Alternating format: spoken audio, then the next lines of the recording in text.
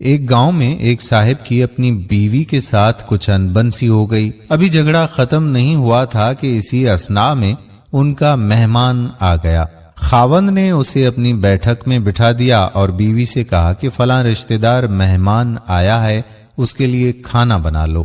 وہ غصے میں تھی، کہنے لگی تمہارے لیے کھانا ہے نہ تمہارے مہمان کے لیے۔ وہ بڑا پریشان ہوا کہ لڑائی تو ہماری اپنی ہے، اگر رشتہ دار کو پتہ چل گیا تو خواہ کی بات ہوگی اور خواری الگ سے ہوگی، لہذا خاموشی سے آ کر مہمان کے پاس چپ چاپ بیٹھ گیا۔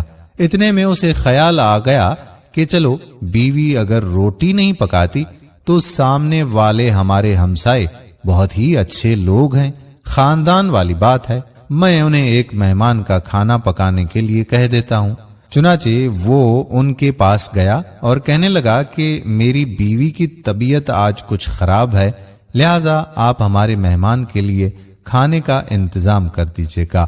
انہوں نے کہا بہت اچھا، جتنے آدمیوں کا کہیں کھانا بنا دیتے ہیں۔ وہ مطمئن ہو کر مہمان کے پاس آ کر بیٹھ گیا کہ مہمان کو کم از کم کھانا تو مل جائے گا، جس سے میری عزت بھی بچ جائے گی۔ تھوڑی دیر کے بعد مہمان نے کہا کہ ذرا ٹھنڈا پانی تو لا دیجیے گا۔ وہ اٹھا کہ گھڑے کا ٹھنڈا پانی لاتا ہوں۔ اندر گیا تو دیکھا کہ بیوی صاحبہ تو زاروں قطار رو رہی ہے۔ وہ بڑا حیران ہوا کہ یہ شیرنی اور اس کے آنسو، کہنے لگا کیا بات ہے؟ اس نے پہلے سے بھی زیادہ رونا شروع کر دیا، کہنے لگی بس مجھے معاف کر دیں۔ وہ بھی سمجھ گیا کہ کوئی وجہ ضرور بنی ہے۔ اس کے خاوند نے کہا کہ بتاؤ تو صحیح، آخر تمہارے رونے کی وجہ کیا ہے؟ تم ایسے کیوں رو رہی ہو؟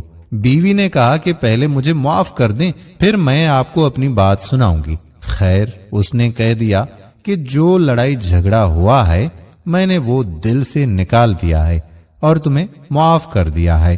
کہنے لگی کہ جب آپ نے آ کر مہمان کے بارے میں بتایا اور میں نے کہہ دیا کہ نہ تمہارے لیے کچھ پکے گا اور نہ ہی تمہارے مہمان کے لیے کچھ پکے گا، چلو چھٹی کرو، تو آپ چلے گئے۔ مگر میں نے دل میں سوچا کہ لڑائی تو میری اور آپ کی ہے اور یہ مہمان رشتہ دار ہے، ہمیں اس کے سامنے یہ پول نہیں کھولنا چاہیے۔ چنانچہ میں اٹھی کہ کھانا بناتی ہوں۔ جب میں باورچی خانے میں گئی تو میں نے دیکھا کہ جس بوری میں ہمارا آٹا پڑا ہوتا ہے، ایک سفید ریش آدمی اس بوری میں سے آٹا نکال رہا ہے۔ میں یہ منظر دیکھ کر سہم سی گئی۔ وہ مجھے کہنے لگا کہ اے خاتون، پریشان نہ ہو، یہ تمہارے مہمان کا حصہ تھا جو تمہارے آٹے میں شامل تھا۔ اب چونکہ یہ ہمسائے کے گھر میں پکنا ہے، اسی لیے وہی آٹا لینے کے لیے میں یہاں آیا ہوں۔ دوستو، اس واقعے سے ثابت ہوتا ہے کہ مہمان بعد میں آتا ہے، جبکہ اللہ تعالیٰ اس کا رزق پہلے بھیج دیتا ہے۔ یہ واقعہ کتاب خطبات فقیر سے ماخوذ کیا گیا۔ اللہ تعالیٰ ہمیں صراط مستقیم پر چلنے کی توفیق عطا فرمائے۔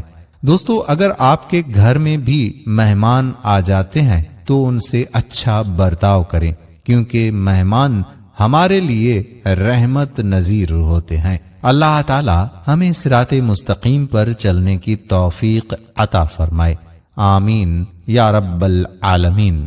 دوستو، ویڈیو اگر پسند آئی ہو تو اپنے دوستوں احباب کو ضرور بھیج دیجیے گا۔ آنے والی ویڈیو تک آپ کا اپنا میزبان قادر بخش کلہوڑو آپ سے اجازت چاہتا ہے۔ اللہ نگہبان۔